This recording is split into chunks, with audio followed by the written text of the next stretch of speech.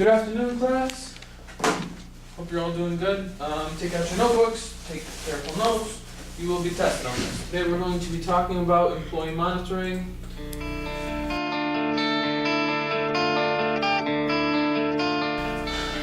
Employee monitoring has raised concerns from all areas of society, whether it be business organizations, employee interest groups, or privacy advocates. Now, each has his or her own rationale for or against, whether it be economic, legal, or moral.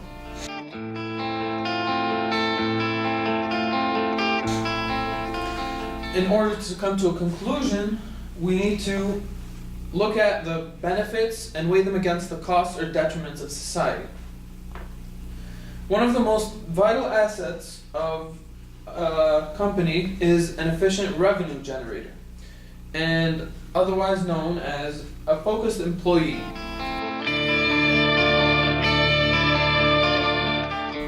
Every employer faces several obstacles when it comes to increasing employee productivity, and this includes social media, instant messaging, and personal activities.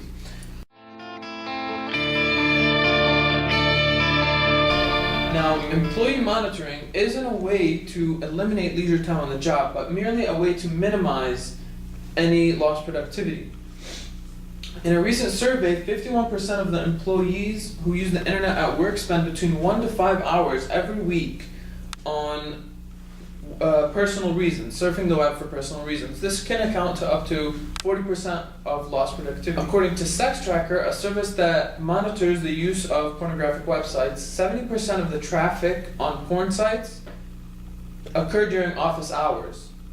Similarly, Comscore Networks reports that 37% of employees have report that they have admitted to visiting an X-rated website during work hours.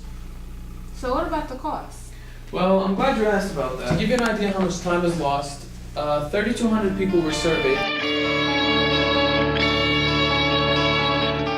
where 61% of them stated that about every week 2 hours were wasted on non-productive things. Now, at a median national hourly wage of $16.57, over 50 weeks, given 2 weeks for vacation,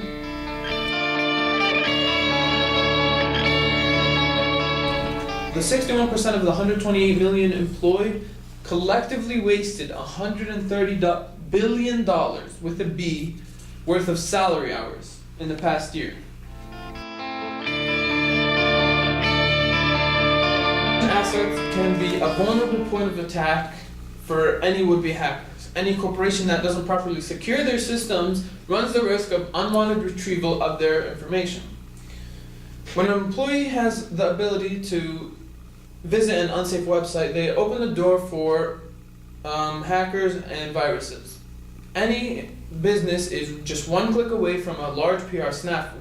So this monitoring not only helps protect the employee, but also it protects the organization overall. Disloyal employees can also email confidential business or trade secrets easily and quickly to a large amount of people. In fact, most security breaches occur from knowledgeable insiders rather than random hackers from the outside. Monitoring helps to detect and halt security breaches. The mere knowledge of increased surveillance may deter the employee from wanting to commit any potential employee theft. Yes, Sarah? First, employees' right of privacy. I think when I'm at work, I want to be trusted. I don't want to be watched all the time. And when the manager hired me, they should have trusted me, and I don't want to feel that I'm being watched all the time.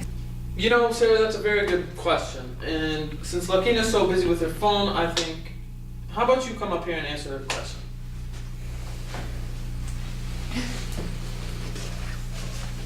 Well, Professor, when you are hired for a job, you are paid to do that job.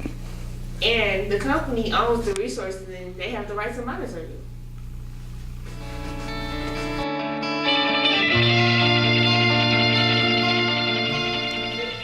That's a very good objection, Sarah, and it's a very common objection amongst many opponents of this.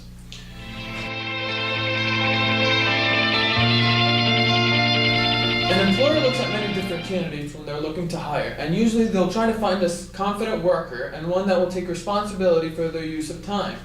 The same people who feel uncomfortable being watched are the same people who plan to waste their time on the job and who feel uncomfortable performing the job.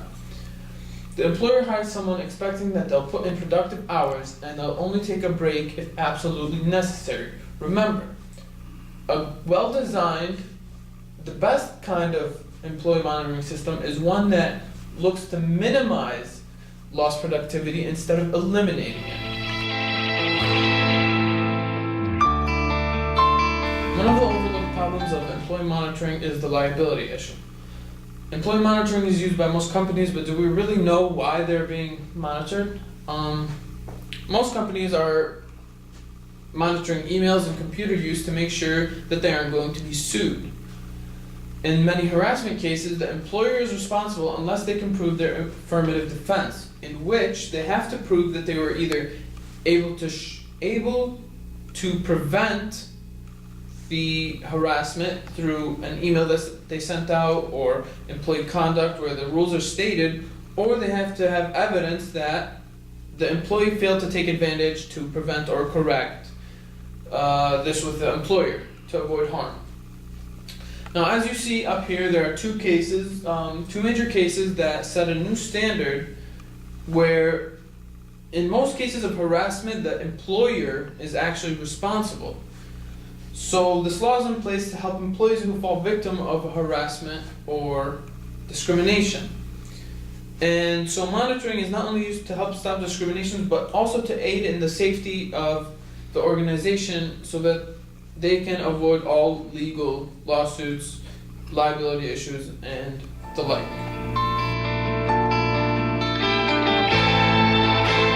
Now that we've seen all the arguments for employee monitoring and the objection, we come to the conclusion that in order to have a strong and ethical work environment, we need to have a well-designed system of employee monitoring present.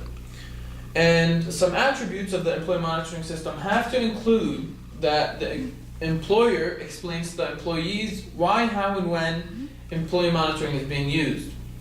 They need to collect only business-related and not personal information. They need to provide timely feedback so that employees, to employees so that corrections can be made. They need to tie rewards to individual or group performances. And lastly, they need to use employer feedback to improve employee monitoring systems. Thank you, and I will see you next class.